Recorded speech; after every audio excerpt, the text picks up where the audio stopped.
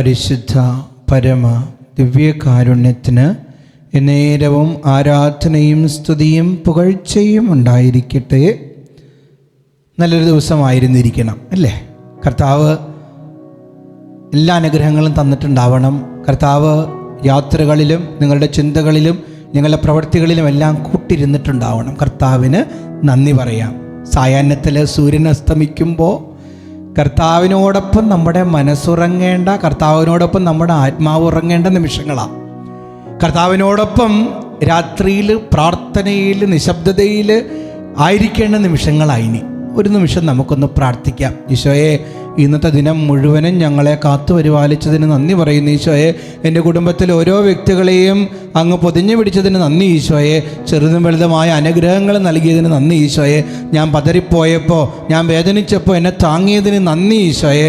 പ്രാർത്ഥനയിൽ ദൈവവിചാരത്തിൽ ഇന്ന് ജീവിതം നയിക്കാനുള്ള കൃപ നൽകിയതിന് ഈശോയെ നന്ദി ഈശോയെ. സ്തുതി ഈശോയെ, ആരാധന ഈശോയെ, മഹത്വം ഈശോയെ എന്ന് പറയാം.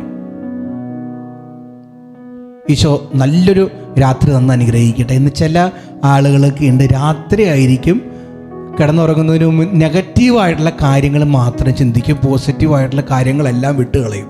അങ്ങനെ വേണ്ട, പോസിറ്റീവായിട്ട് മാത്രം ഇരുന്നാൽ മതി. നീ ബാക്കി എല്ലാ ടെൻഷൻസും ഈശോയിലേക്ക് കൊടുക്കുക. ഈശോ നിന്നോട് പറയുന്നൊരു വചനമുണ്ട്, സങ്കീർത്തനം 42:5. എൻ്റെ ആത്മാവെ, നീ എന്തിനു വിഷാദിക്കുന്നു? നീ എന്തിനു നെടുവേർപ്പെടുന്നു? ദൈവത്തിൽ പ്രത്യാശ വയ്ക്കുക. നീ വിഷാദിക്കണ്ട, നീ നെടുവേർപ്പെടണ്ട, കർത്താവിൽ പ്രത്യാശ വയ്ക്കുക. അവിടുന്ന് നിന്നെ ആശ്വസിപ്പിക്കുകയും നിനക്ക് ബലം നൽകുകയും ചെയ്യും. നെഗറ്റീവായിട്ടുള്ള എല്ലാം തട്ടിക്കളയും, പോസിറ്റീവായിട്ടുള്ള ഈശോയെ നിറയ്ക്കുക. ഈശോ വരുന്ന ഹൃദയങ്ങളും ഈശോ വരുന്ന ഭവനങ്ങളും എല്ലാം ആനന്ദമാണ്. കാനായിലെ കല്യാണത്തിൽ ഈശോ വന്നു, ആനന്ദമായി.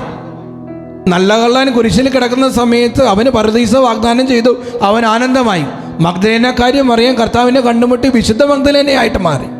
അതുപോലെ കർത്താവിനെ കണ്ടുമുട്ട്, കർത്താവിനോട് നിന്റെ ഹൃദയം തുറക്ക്, അപ്പോൾ ആനന്ദം നിന്റെ ഹൃദയത്തിൽ നിറയും. ഇന്ന് മെസ്സേജ് ബോക്സിൽ ടൈപ്പ് ചെയ്യണം, എനിക്ക് കരുത്ത് പകരുന്ന ഈശോയെ അങ്ങേക്ക് 1000 നന്ദി. ദിവ്യകാരുണ്യനാഥൻ നിങ്ങളെ അനുഗ്രഹിക്കട്ടെ.